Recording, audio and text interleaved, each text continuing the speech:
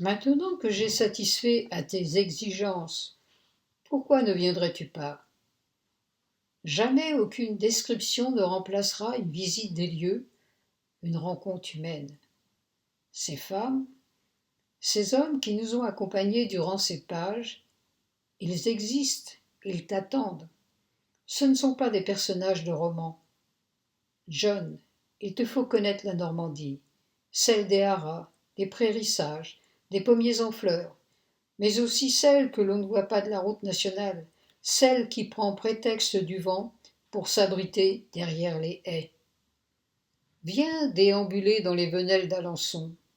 N'hésite pas à franchir les porches, ose un regard dans les cours, flâne le long de la Sarthe.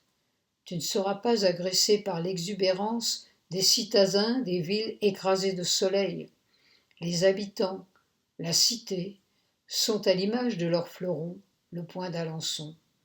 Cette dentelle d'exception, connue et admirée dans le monde entier, ne s'accommode pas d'un coup d'œil hâtif.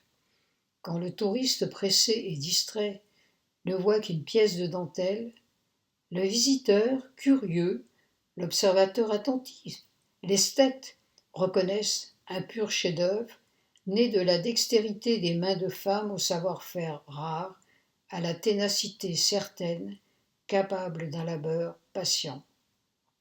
Ici, la beauté n'est pas racoleuse, elle ne s'affiche pas, il faut aller à sa rencontre.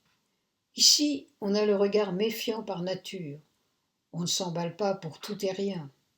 L'horloge de l'hôtel de ville a beau sonner les quarts, demi et les heures, ce n'est pas demain qu'elle supplantera la cloche de Notre-Dame qui rythme la vie quotidienne de la cité des Ducs.